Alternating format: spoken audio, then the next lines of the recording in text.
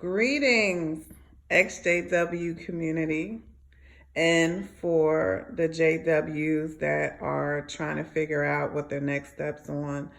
Thank you for tuning in to another video log of my journey as an ex-Jehovah Witness. First, it's been a minute. In fact, my cousin asked me, when are you going to do another XJW video? And I was like, you know what? I actually haven't done one in a while. Maybe I have a lot of videos that I want to do. There's a lot of topics that I want to talk about. Some of them are a little bit more personal without truly revealing my identity. For those that are new, the reason that I don't show my face is not because of anyone thinking that I'm an apostate in my family.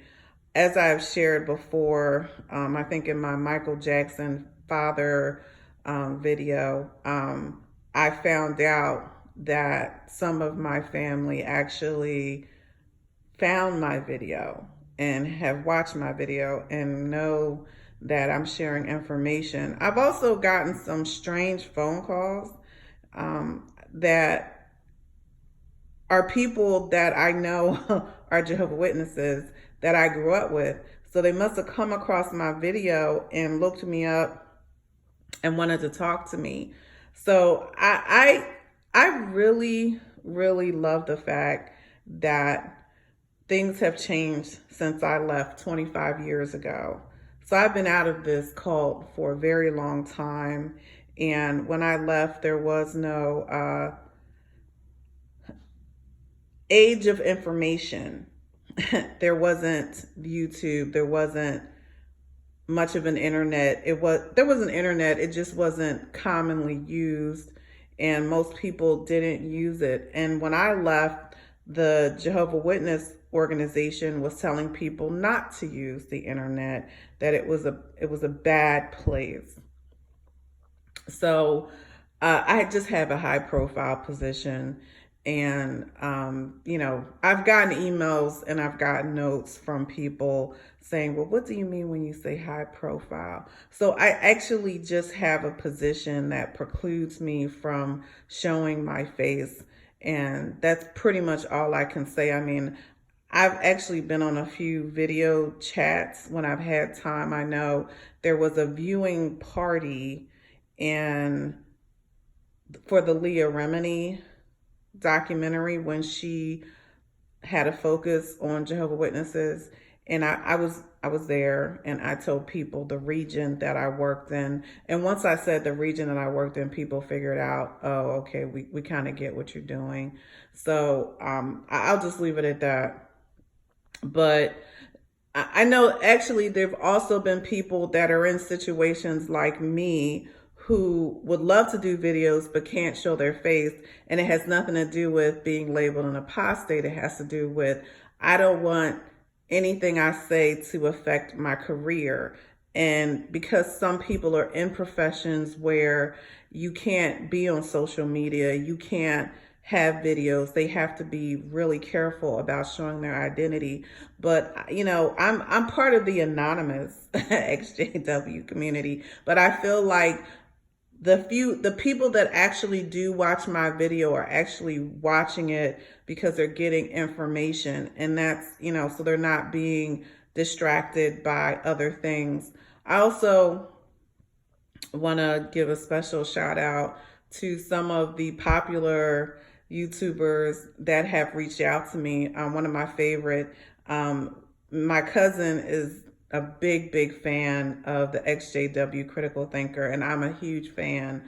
So I really adore their channel, and I really love what they do. There's so many that I love. The True Faced, I think that's what they're called, and Fifth and John Cedars and Kim and Mikey. But I also like the ones that are not so popular. I think I would like to see more diversity in the popular videos. I just want to see more populations and communities and ethnicities represented, especially around the world. I think people don't really realize that the majority of Jehovah Witnesses today are actually people from third world countries, and quote unquote, that's how they're getting their numbers.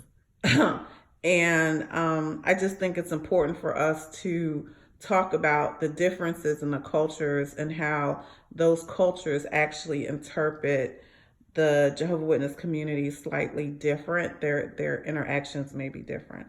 But that's my, my little introduction. Hey y'all, how you doing? How's life treating you? What I wanted to talk about today is what motivated me to deprogram from the Jehovah Witness religion. What was the thing for me? And this is sort of just talking about it from a conversational, philosophical point of view, and sort of like talking to people that may be on the edge or, thinking about it. And I've done other videos where I've kind of circled around, and I've, done videos on how I got disfellowshipped. Short version, I didn't want to be a witness. And they basically were like, if you don't come back to the Kingdom Hall, we're going to disfellowship you. And I was like, well, not coming back. So do what you got to do. And it was an interesting time for me, because I was faced with, should I appease everyone else or should I appease myself?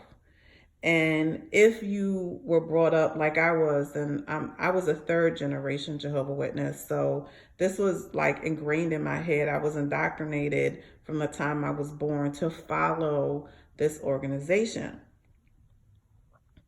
But the reason that I titled this video, the reason why I decided to stop being programmed by the Jehovah Witness cult, is because that's actually what it was about. I am in technology in a lot of ways, and I think it's important for us to realize that when you are not allowed to think for yourself, and you have people that are basically defining every aspect of your life, how different is it from programming? So my very first computer class, which I'm not going to tell my age, but you can kind of figure it out. I remember taking basic computer programming, that first course. I think I was maybe 13 years old. And I remember, putting in, programming lines. And I remember getting geeked out about, me putting in this very basic program and then having the computer spit out, this little information. I want you to think about that for a minute. So when I talked about the truth about the truth, and you'll hear that from a lot of ex-Jehovah Witnesses, and my very first video was entitled The Awakening. So when I finally woke up, it was like an amazing experience, because when you're asleep, and I don't mean literally asleep, but when you're asleep in yourself and you're just allowing this outside entity to tell you what to do and tell you how to think and tell you how to view the world, and then all of a sudden you break free and start thinking for yourself, it's an awesome experience. So part of this organization, they're a publishing empire. They're a real estate and publishing empire. But the reason that they are able to do that is because they have to program their members to follow them and believe everything that they say. So how do they do that? They do that because they force you to follow their rules. So remember when I talked about, when I first learned, basic programming and that basic language, and I wrote these very, very easy, lines on, I guess you'd call it coding. So I had to put in all this information, and then the computer system did what I told it to do. So human beings are a little bit more diverse. We have a lot more things going on, but what do you think those talks are about? What do you think they're reinforcing? They're not reinforcing free thought. They're saying here's a script. Here's some rules, and you need to follow this script in order to stay in good standing in this organization. This organization is the only way you're going to be saved. This apocalyptic organization, apocalyptic equals fear mongering. And that's another video that I want to talk about at a later date as an FYI. That's probably one of my first videos that I'm going to do when I get some free time, because as an aside, I love the EXJW community. It's been a great cathartic experience to be a part of it. But I do have I have a family. I have, a very demanding professional life. And I'm also, involved in, I'm involved in a lot of things outside of work and family that have to do with mentoring and, just other things that I'm involved in, associations and things like that. So it's really just me finding time to do this. The only reason I'm able to do it today is that I'm actually nursing a bit of a cold and I'm teleworking today. So I appreciate that I have the ability to sort of at lunch, quote unquote lunch from home, that I can spend some time talking to the XJW community. But let's get back to this programming. See, it's not, we're not these cold people. We have the ability to think outside the box. We always have these different things that we have to interact with that impact us. So this is more of indoctrinating, but it's about indoctrinating and programming you, because that's how you do it with human beings. You keep putting these instructions out that you must follow. And so it's really interesting when you talk to Jehovah Witnesses, and you can talk to Jehovah Witnesses all over the world in any language that you want. You can ask them certain questions and they're going to give you the same response. There's no individual thought involved. They're reading basically what the organization tells them to.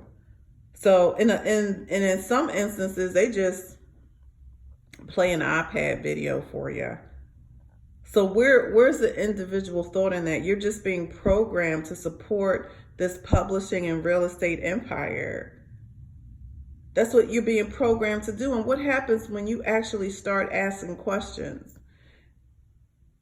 You're not allowed to ask questions. You're not allowed to, and I've talked about this in another video, and I'm not going to go down that road, but I basically said, why is it that Jehovah Witnesses are not allowed to have free thought?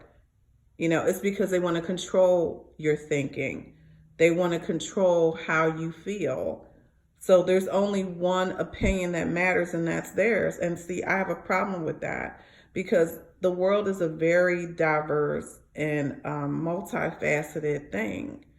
And as you've seen all this new light, and I did a video on that, It's because they don't always know what they're talking about, and they've actually admitted it.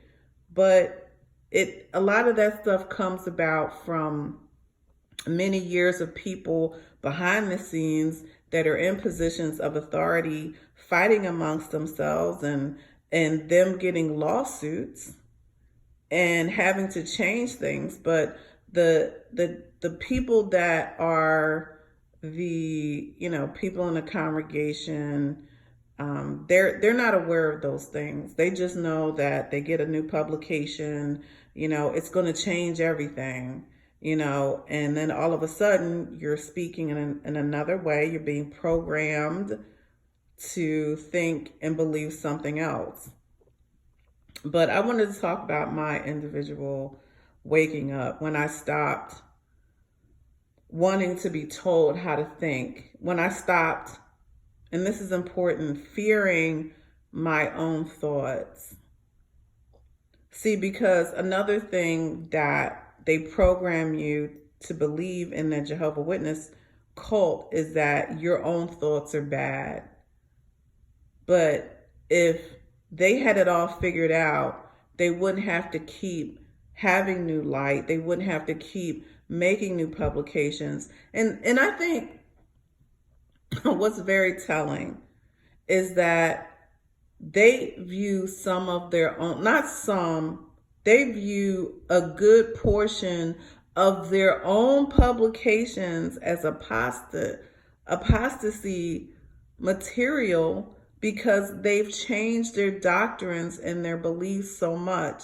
Does that make sense? How is it your own publications are now discontinued, should not be followed, should not be read, because you have changed your doctrine and changed your teaching so much? How is that a sign that they know what they're doing and that it's something that you should believe and trust with all your soul? Maybe if you follow yourself, follow your spirit, you would break free of the hold that this organization has over you and realize that you're actually waking up from being put to sleep, and not physical sleep, not like going to bed at night, good night, honey, good night. No, I'm talking about you're being put to sleep so that you're actually not actively participating in the life that you live. And you're being made to feel scared about it.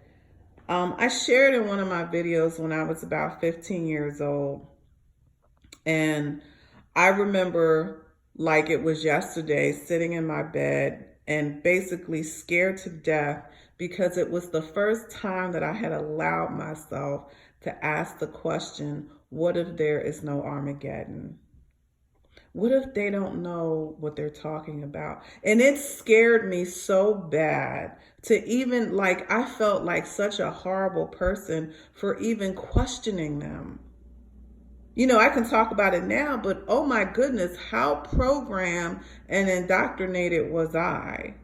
I mean, even now, 20, 25, 26 years later, I still can't believe how much information I don't know about this organization, or that I'm finding out. I think that's the other part of it. How much does the Watchtower and Tract Society hide from the rank and file members? I feel so bad about it, because I'm like, I have family members that I really, really love. And I mean, yes, they can make any decision they want. If they want to be in this organization, that's fine. But I don't think they actually realize a lot of the things that are being done.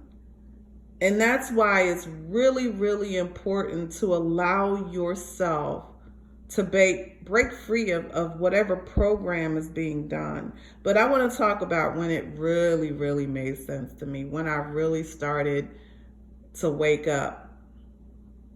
And that was, there was a book that the Jehovah Witnesses had given out. And it was a I am not familiar with the books that are out today, and I'm sure, almost 2, 3 decades later, that you're not using those same publications. But when I was in this organization, they had a book that you took with you when you went out field service, and they helped you to overcome objections. So it was this book that they had it actually broken down by people's religion. So if you came across somebody that was Jewish, this is what you could say if they brought up certain things. So they made it easy for you. So if they said, listen, I'm Jewish, I follow the Torah, I observe Sabbath, they would say, listen, this is what you need to say when they bring this up. And so then it would go Muslim, so if the person says, I believe in Allah, I follow, I'm Sunni, I'm Sufi, I'm an NOI, whatever. I believe in praying 7 times a day or whatever. They gave you these objections already, and then, same thing for if they're Catholic, Buddhist, Baha'i, they did all this thing for you. And so I remember going out in field service, and I came across someone who had a very interesting religion that I was not familiar with. And I think I was actually with my brother, and I was like, hold on a minute. And I remember taking this book out in front of the person that was at the door, and they were highly amused. And I said, wait a minute. So I flipped over, and I actually found this religion that I really had never heard of. And I think it was a Baha'i, now that I think about it. But back then, I really didn't know anything about it. And I started reading from the book. And the man was really nice. He's like, thank you, but I'm not interested. But I appreciate that you knew something about my faith. But as I closed the book, I remember thinking, I felt really dumb sitting here reading from this book. So I'm a philosopher. And I've talked a lot about, sort of some analogies to kind of give you an idea. I believe in, universal truths, and I believe in things that are truth. It doesn't matter the environment. And I've used water in a lot of different, analogies that I've given, meaning that I don't have to be a Christian to go to a church and hear a sermon and hear something that is philosophically true. We all need to love each other in order to survive in this world. We need to have brotherly love for each other. I can go to a church, I can go to a mosque, I can go to a temple.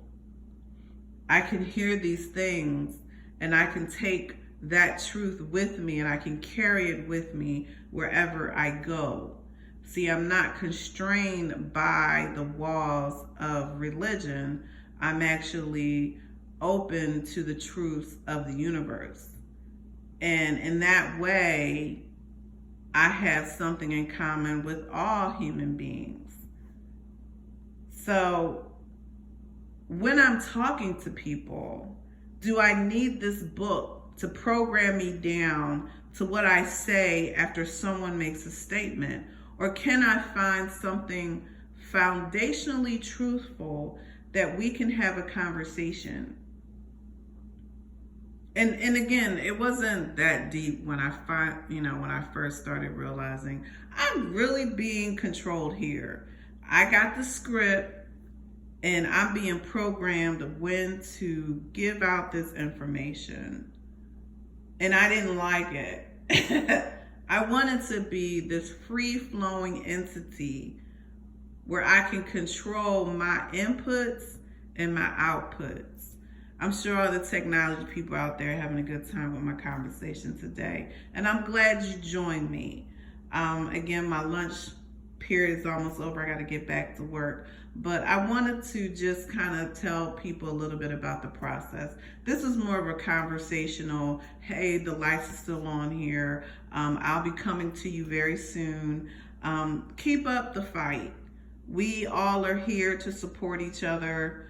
I'm totally seeing some great topics that I would like to talk about in 2019. So give me a month or so, and I'm going to surprise you. But in the meantime, stay blessed, stay awake, and keep the good fight going. Have a great day.